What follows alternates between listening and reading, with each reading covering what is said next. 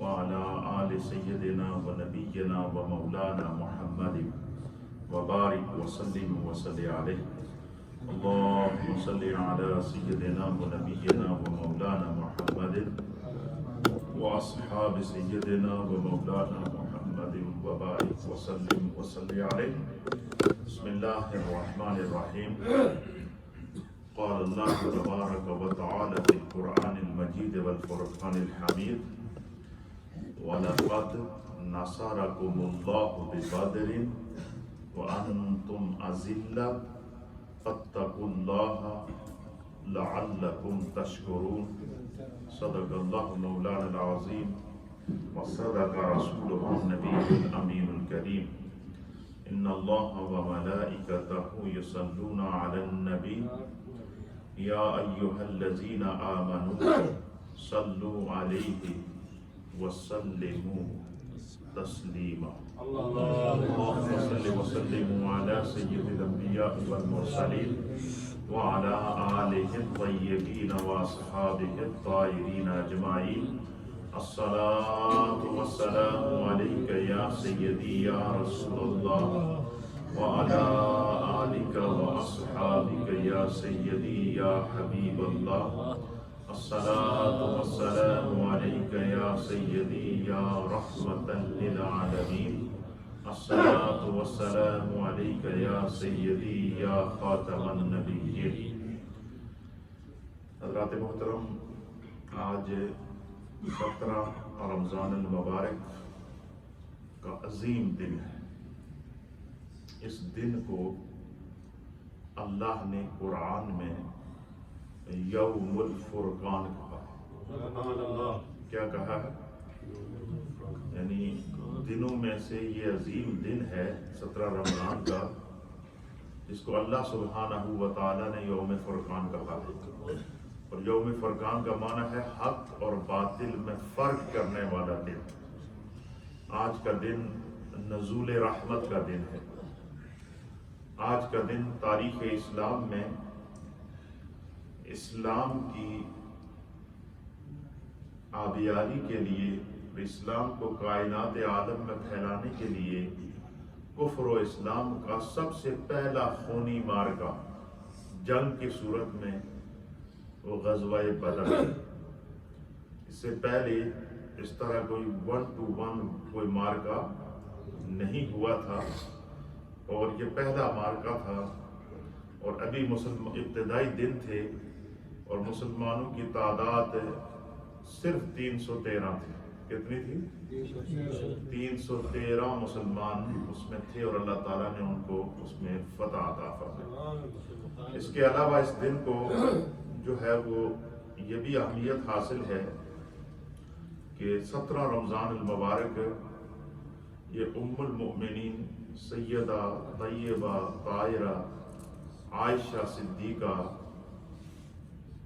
بنت سیدنا صدیق اکبر اور زوج النبی صلی اللہ تعالی علیہ وآلہ وسلم، ہم تمام مومنوں کی ماں اماں عائشہ صدیقہ کا یوم بھی آج ہی ہے.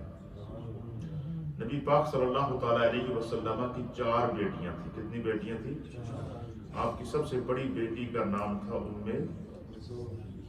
سب سے بڑی بیٹی کا نام تھا زینب، اور دوسرے نمبر کی جو بیٹی تھی ان کا نام تھا جو ہے وہ رقیہ، اور تیسرے نمبر کی جو بیٹی تھی ان کا نام تھا ام کلثوم، اور چوتھے نمبر کی جو آپ کی بیٹی تھی ان کا نام تھا حضرت سیدہ فاطمہ رضی اللہ تعالی عنہن. یہ نبی پاک کی 4 بیٹیاں تھیں. اور حضور علیہ الصلوۃ والسلام کی دوسرے نمبر کی جو بیٹی حضرت رقیہ تھی، یہ امیر المؤمنین خلیفۃ المسلمین حضرت سیدنا عثمان غنی رضی اللہ تعالیٰ عنہ کے عہد میں تھی. اور حضرت رقیہ کے انتقال کے بعد حضور علیہ الصلوۃ والسلام نے اپنی دوسری بیٹی حضرت ام کلثوم کو بھی حضرت عثمان کے نکاح میں دی. اور اسی نسبت کی بنا پر حضرت سیدنا عثمان غنی رضی اللہ تعالیٰ عنہ کو ذو النورین کہتے تھے، 2 نوروں والا. یعنی کہ نبی علیہ الصلوۃ والسلام کی 2 بیٹیاں یکے بعد دیگرے ان کے حوالۂ عقد کے اندر آئیں. اور یہ دوسرے نمبر کی بیٹی تھی اور یہ شدید علیر تھی، موت اور زندگی کی کشمکش میں مبتلا تھیں۔ ایسے مشکل وقت کے اندر کہ سرکار کی بیٹی، ان کی نور نظر، ان کی لخت جگر،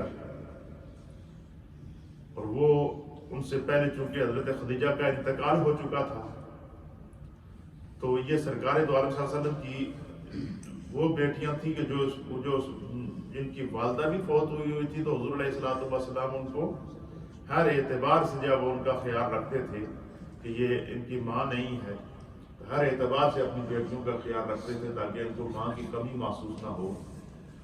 تو اس عالم میں کہ سیدہ رقیہ کا جو ہے وہ موت اور زندگی کی کشمکش تھی، لیکن مارکہ بدر آ گیا۔ اللہ کے حبیب علیہ الصلوۃ والسلام اپنی بیٹی کو، حضرت رقیہ کو، اسی کیفیت میں چھوڑ کر جو ہے وہ آپ بدر کے لیے روانہ ہو گئے۔ البتہ آپ نے ان کے شوہر حضرت سیدنا عثمان غنی رضی اللہ تعالیٰ عنہ کو حکم فرمایا کہ عثمان تو بدر میں نہیں جائے گا، رقیہ کی طبیعت ٹھیک نہیں ہے، تو بدر میں نہیں جائے گا۔ تو جب رقیہ تو ان کی دیکھ بھال کرے گا، تو حضرت عثمان غنی ان کی دیکھ بھال کے لیے رک گئے، آپ بدر میں شریک نہیں ہوئے۔ ادھر سے مارکہ بدر چل رہا تھا، صحابہ اکرام کی شہادتیں ہو رہی تھیں، اور کفر اور اسلام کا پہلا مارکہ تھا۔ اسی عین لمحے آپ آزمائش دیکھیے، اسی عین لمحے سرکار دو عالم صلی اللہ علیہ وسلم کی بیٹی حضرت رقیہ کا انتقال ہو گیا مدینہ طیبہ کے اندر۔ حضور علیہ الصلوۃ والسلام کو واپسی بدر سے واپسی کے بعد آ کر آپ کو خبر دی گئی کہ آپ کی بیٹی کا انتقال ہو گیا، ان کی تدفین کر دی گئی۔ تو جنت البقیع جو قبرستان ہے، یہ بھی ایک ہسٹری ہے۔ مدینہ طیبہ کا جتنے لوگ جاتے ہیں مدینہ پاک، آپ نے دیکھا ہوگا جنت البقیع، اور جنت البقیع جو بالکل گنبد خضرا کے سامنے وہ قبرستان ہے۔ یہ جنت البقیع کے قبرستان میں جو سب سے پہلے صحابی کی قبر بنی ہے، سب سے پہلے صحابی، ان کا نام تھا حضرت عثمان بن مظعون۔ کیا نام تھا؟ جنت البقیع کے پہلے مدفون کون ہیں؟ حضرت عثمان بن مظعون۔ اور جنت البقیع کی دوسری قبر جو ہے وہ سیدہ رقیہ کی ہے، یہ بات ذہن میں رکھیے گا۔ جنت البقیع کی جو دوسری قبر بنی ہے وہ سیدہ رقیہ نبی پاک صلی اللہ علیہ وسلم کی بیٹی حضرت عثمان غنی کی زوجہ تھی، ان کی قبر مبارک ہے۔ تو حضرت عثمان غنی کو ان کی خدمت کی بنا پر، ان کے پاس رہنے کی وجہ سے غزوہ بدر میں شریک نہ ہوئے، تو حضور علیہ الصلوۃ والسلام نے اصحاب بدر کے اندر حضرت عثمان کا شمار کیا۔ کیوں؟ یہ اللہ اور اس کے رسول کی اطاعت کے اندر تھے۔ اسی طریقے سے جب نبی علیہ الصلوۃ والسلام نے صلح حدیبیہ کے موقع پر حضرت عثمان غنی کو اسلام کا سفیر بنا کر مکہ بھیجا، تو جب جو ہے وہ 1400 صحابہ نے نبی پاک صلی اللہ علیہ وسلم کے اوپر جو ہے وہ ان کے ہاتھ پر بیعت کی، تو حضور علیہ الصلوۃ والسلام نے اپنے ایک ہاتھ کو عثمان کا ہاتھ قرار دے کر اپنے ہی ہاتھ سے عثمان کی طرف سے بیعت کی ہے، تاکہ یہ بتایا کہ عثمان اللہ اور اس کے رسول کی اطاعت کے اندر ہے، لہذا عثمان اس بیعت میں بھی شامل ہے۔ تو حضرت عثمان غنی کو یہ اعزاز حاصل ہے نبی پاک کے ساتھ نسبتوں کی بنا پر کہ آپ جو ہے وہ صلح حدیبیہ کے موقع کے اوپر بھی اور بیعت رضوان کے موقع پر بھی حضور نے ان کی طرف سے بیعت کی ہے، وہ وہاں موجود نہیں تھے، حضور نے ان کی طرف سے بیعت کی، اور غزوہ بدر کے موقع کے اوپر بھی وہ غزوہ بدر میں موجود نہیں تھے، حضور نے ان کو بدری صحابہ میں شمار کیا۔ کیوں؟ کہ وہ اللہ اور اس کے رسول کی اطاعت کے اندر تھے۔ یہ ایک مختصر سا تاریخی پس منظر ہے۔ اس کے بعد تھوڑا سا میں حضرت ام المؤمنین کا ذکر کر لیتا ہوں، پھر اصحاب بدر کے تذکرے کے اوپر اور بدر کے مارکہ کے اوپر اپنی گفتگو کو ختم کریں گے۔ میں اس مختصر سے انداز میں انشاءاللہ سارا خلاصہ آپ کو سمجھا دوں گا تینوں تک، کیونکہ نسبت والا دن ہے، تو ہم چاہ رہے ہیں کہ پاکان امت کا یہاں ذکر ہوتا ہے، وہ جگہ نزول رحمت ہوتی ہے، اور ذکر بھی اصحاب بدر کا ہو جن کے بارے میں اللہ نے 5000 فرشتوں کی تعداد کو نازل کیا، وہ انشاءاللہ آپ کی خدمت میں پیش کریں گے، آپ کا ایمان تازہ ہو جائے گا۔ تو ام المومنین سیدہ عائشہ صدیقہ رضی اللہ تعالی عنہا نبی علیہ الصلوۃ والسلام کی ازواج میں سے وہ زوجہ ہیں کہ حضور علیہ الصلوۃ والسلام کی جتنی بھی ازواج مطہرات تھیں حضرت عائشہ کے علاوہ ان میں سے کچھ وہ تھیں کہ جو بیوہ تھیں، کچھ وہ تھیں جو مطلقہ تھیں، اور ان تمام ازواج میں ایک واحد سیدہ عائشہ صدیقہ ہیں کہ جو کنواری تھیں، جو نبی پاک صلی اللہ علیہ وسلم کے عقد میں آئی اور ان کی اس سے پہلے کہیں اور شادی نہیں ہوئی تھی، یا ان کا کوئی شوہر فوت نہیں ہوا تھا، یا نہ وہ بیوہ تھی اور نہ وہ مطلقہ تھی، وہ کنواری تھی۔ تو نبی علیہ الصلوۃ والسلام کی تمام ازواج میں سے ام المؤمنین سیدہ عائشہ صدیقہ کو یہ اعزاز حاصل ہے کہ آپ جہاں وہ ان کی نسبتیں دیکھیے کہ ام المؤمنین سیدہ عائشہ صدیقہ، ان کے والد کا نام سیدنا صدیق اکبر ہے، اور وہ حضرت صدیق، ان کے والد کو اللہ نے صدیق کا لقب عطا فرمایا، ان کی صدیق اکبر کی بیٹی کو اللہ تعالیٰ، اللہ کے حبیب علیہ الصلوۃ والسلام نے صدیقہ کا لقب عطا فرمایا۔ تو اس خاندان کو جو اللہ تعالیٰ کی طرف سے اعزاز ملا ہے، صدیقیت مرد اور خواتین کے اندر اللہ تعالیٰ نے اس خاندان کو نبی پاک کی نسبت اور عشق اور محبت کی وجہ سے عطا فرمایا۔ ام المؤمنین سیدہ عائشہ صدیقہ پر جب منافقین نے تہمت لگائی تو اللہ تعالیٰ نے قرآن حکیم فرقان مجید کی سورہ النور کی آیت نمبر 11 سے لے کر آیت نمبر 26 تک، کتنی؟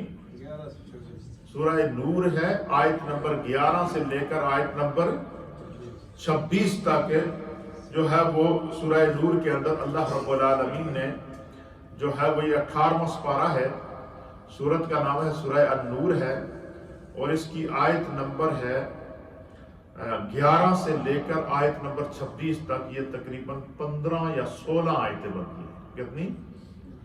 تقریباً 15 آیات ایسی ہیں کہ جو اللہ تعالیٰ نے ام المؤمنین سیدہ عائشہ صدیقہ رضی اللہ تعالیٰ عنہا کی پاک دامنی کے لیے، ان کی برات کے لیے نازل فرمائی۔ اہل سیر نے لکھا ہے کہ اسلام میں 4 واقعات ایسے ہیں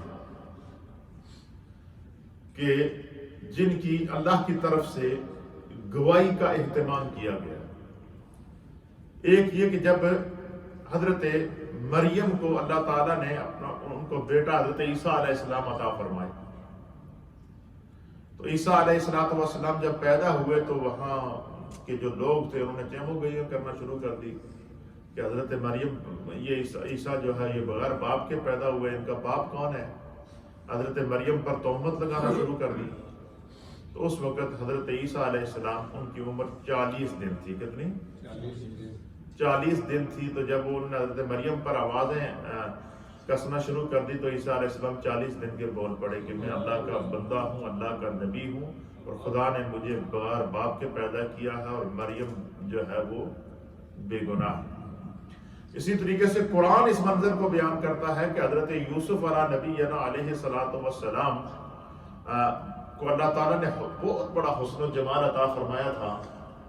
تو حضرت یوسف علیہ السلام کے اوپر جب زلیخا نے تہمت لگائی تو اس وقت ایک چھوٹا بچہ تھا اس حجرے کے باہر، اور عزیز مصر سامنے کھڑا تھا، اور زلیخا نے کہا کہ یوسف نے میری عزت لوٹنے کی کوشش کی، نعوذ باللہ۔ تو وہ چھوٹا بچہ وہاں موجود تھا، وہ بچہ بول پڑا کہ آپ زلیخا کی قمیض چیک کریں، اگر اس کی قمیض آگے سے پھٹی ہے تو یوسف گناہگار ہے، تو اگر اس کی قمیض پیچھے سے پھٹی ہے تو زلیخا گناہگار ہے۔ تو عزیز مصر نے جب دیکھا تو قمیض پیچھے سے پھٹی ہوئی تھی، کیونکہ وہ یوسف علیہ السلام آگے بھاگ رہے تھے، تو اس نے پیچھے سے یوسف علیہ السلام کو پکڑ کے کھینچا۔ تو حضرت یوسف علیہ السلام کی برات بھی اللہ تعالیٰ نے نازل فرمائی۔ پھر اسی طریقے سے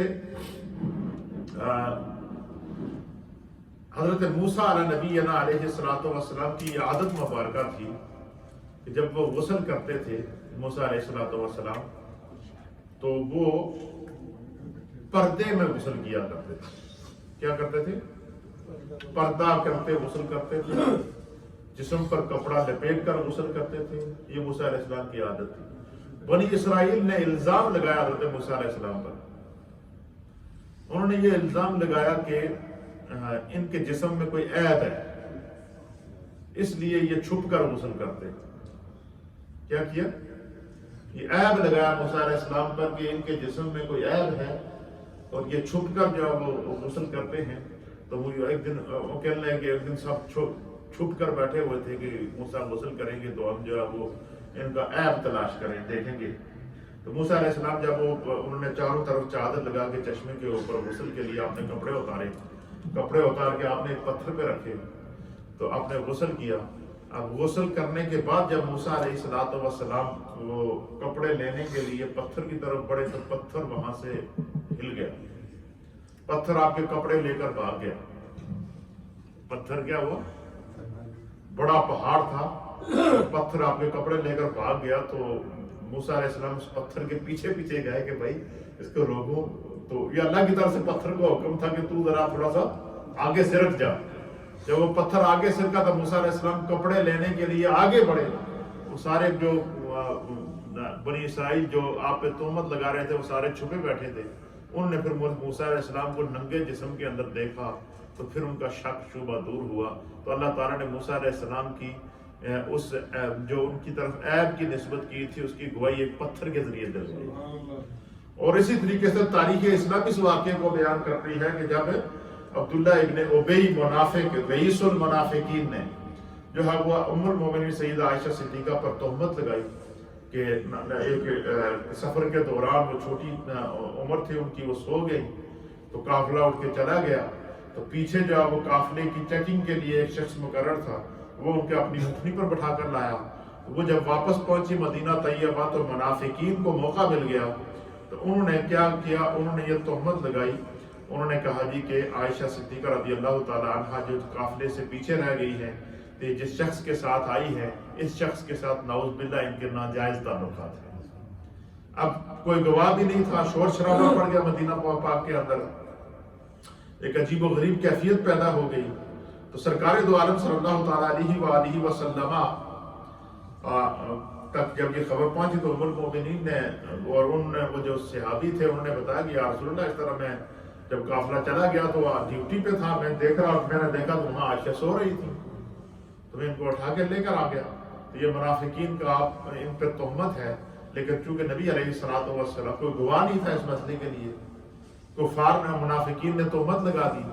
حضور علیہ الصلوۃ والسلام نے اپنے آپ کو کچھ دنوں کے لیے ام المؤمنین سے الگ کر دیا اور آپ نے فرمایا کہ جب تک جو ہے وہ عائشہ کی برات کا کوئی اعلان نہیں ہوتا اس وقت تک میرا عائشہ سے کے ساتھ جو ہے وہ میں اس سے علیحدگی اختیار کرتا ہوں.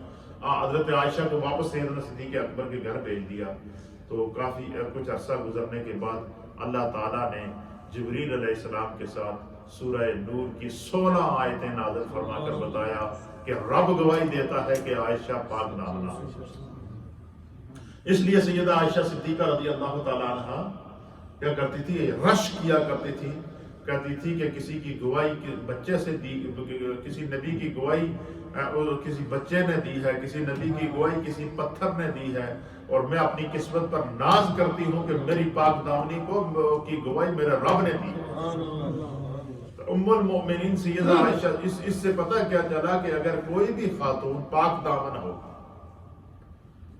اور اللہ تعالیٰ اس کی مدد کس طرح کرتا ہے کہ ام المؤمنین سیدہ عائشہ صدیقہ کا ایگزامپل ہمارے سامنے موجود ہے.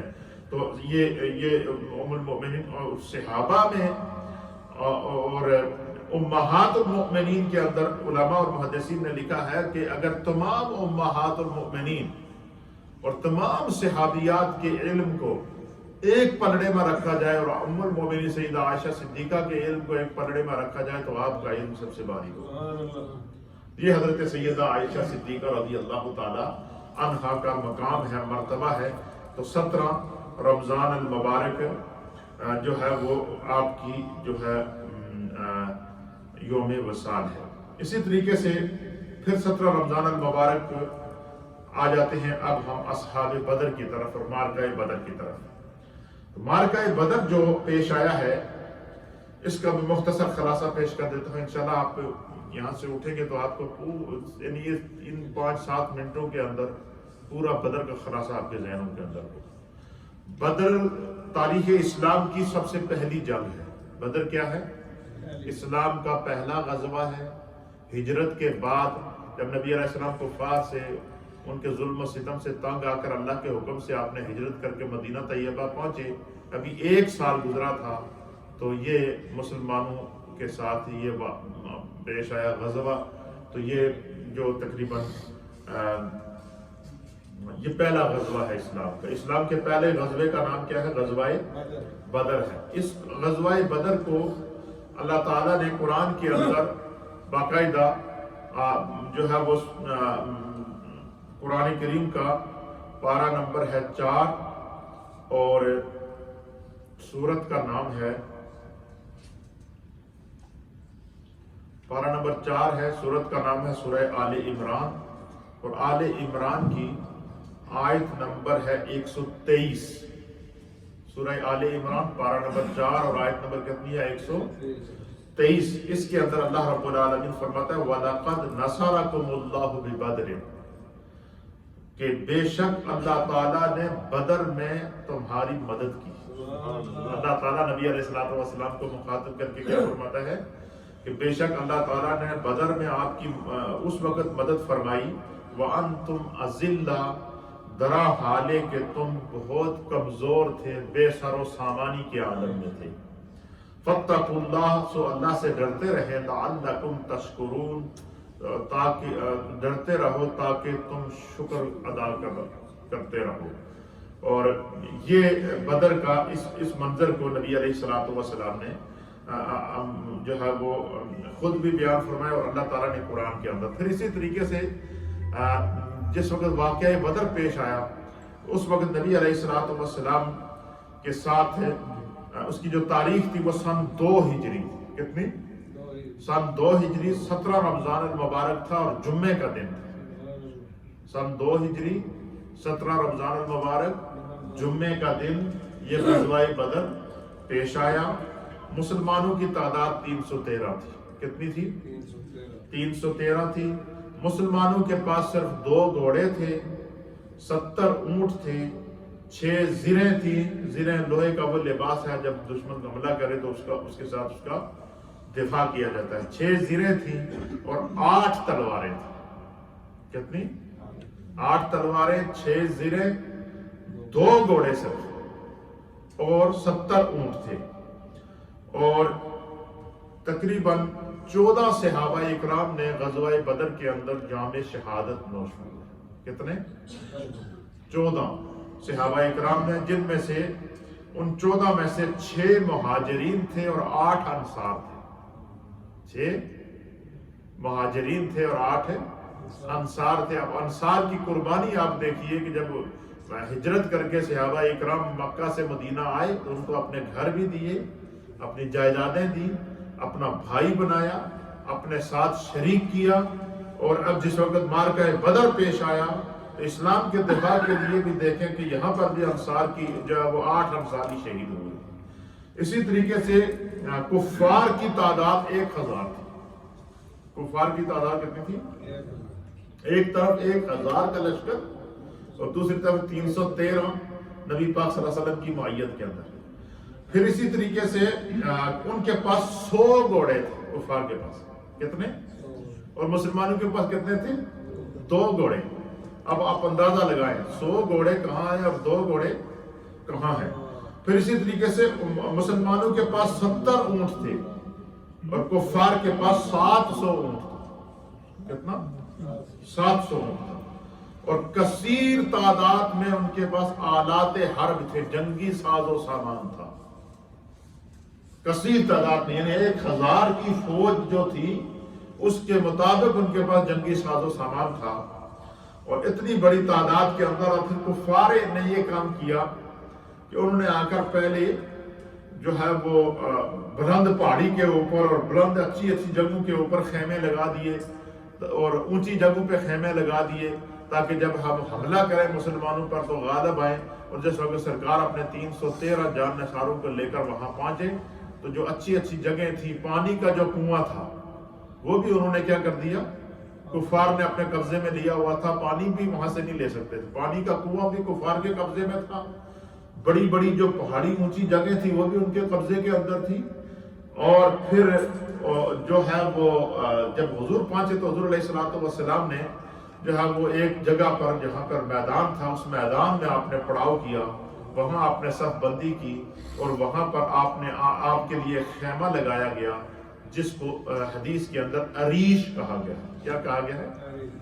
وہ اس خیمے کے اندر نبی علیہ السلام نے رات گڑ گڑا کر اللہ کی بارگاہ میں دعا کی کہ بار الہ یہ 313 تیری تم پہ ایمان لے کر آئے ہیں، آج یہ سارے اگر شہید ہو گئے تو تیرا نام لینے والے کہاں سے پیدا ہوں گے؟ اے اللہ، تو نے مجھ سے وعدہ کیا ہے کہ میں اسلام کے لیے تمہاری مدد کروں گا، خدایا میں مصطفیٰ آج تجھ سے اسلام کی مدد کی دعا کرتا ہوں، تیری بارگاہ میں اسلام کی مدد کے لیے سوال کرتا ہوں۔ تو اللہ تعالیٰ نے اللہ کے حبیب علیہ السلام کو جو ہے وہ کی دعا کو قبول فرمایا۔ جو نبی علیہ السلام کا خیمہ تھا جہاں پر، اس کا نام تھا عریش۔ کیا نام تھا؟ آج بھی آپ میدان بدر میں جائیں، مجھے خدا نے یہ سعادت عطا فرمائی کہ جب میں حج کے لیے گیا تو میں جب مدینہ طیبہ گیا حج کر کے، تو پھر میں وہاں اسپیشل جو ہے وہ بدر دیکھنے کے لیے گیا۔ میں میدان بدر کے اندر پورا گھوما اس کا، اور وہ مسجد اس عریش جہاں نبی پاک صلی اللہ علیہ وسلم کا خیمہ تھا، وہاں پر اب مسجد عریش موجود ہے، بڑی خوبصورت سفید گنبدوں والی مسجد، میناروں والی مسجد ہے، جو وہاں آج بھی اس کو مسجد عریش کہتے ہیں۔ پھر جو ہے وہ جب جنگ شروع ہوئی، اس رات کو جو ہے جنگ سے پہلی رات کو جب کفار نے اونچی اونچی جگہوں پہ قبضہ کیا ہوا تھا اور تپتے ہوئے ریت میں مسلمانوں نے جب پڑاؤ کیا، تو پہلی مدد اللہ تعالیٰ نے کیا نازل کی کہ رات کو بارش ہوئی۔ جب بارش ہوئی تو حضور نبینا علیہ السلام نے صحابہ اکرام سے کہا کہ یہاں پر تالاب بناؤ، ریتلی زمین تھی، ریت کا بنا کے تالاب بنا کے پانی جمع کرو۔ تو ایک بڑا تالاب بنایا صحابہ اکرام نے رات ہی رات، اور اتنی شدید بارش ہوئی کہ وہ پورے کا پورا تالاب پانی سے بھر گیا۔ نمبر ایک پہلی مدد تھی خدا کی طرف سے، جس طرح کہ اللہ تعالیٰ نے قرآن میں فرمایا کہ وَلَقَدْ نَصَرَكُمُ اللَّهُ بِبَدْرٍ، اللہ تعالیٰ نے بدر میں تمہاری کیا کی؟ مدد کی۔ یہ پہلی مدد تھی۔ دوسری مدد اللہ کی طرف سے کیا ہوئی کہ جس وقت بارش ہوئی تو جہاں سرکار دو عالم صلی اللہ علیہ وسلم اور 313 صحابہ کا قیام تھا، پڑاؤ تھا، ان کے جو خیمے تھے وہ ریت پر تھے، تو بارش پڑنے سے ریت بیٹھ گئی اور زمین سخت ہو گئی، اور دوسری طرف کفار کے پہاڑیوں کے اوپر جو خیمے تھے ان کے اوپر جب بارش پڑی تو وہ بجائے بیٹھنے کے وہ کیچڑ بن گیا، اور اتنا شدید کیچڑ بنا کہ ان کے آدھے پاؤں، ان کے گھوڑے، ان کے اونٹ کیچڑوں میں ڈوبے ہوئے تھے۔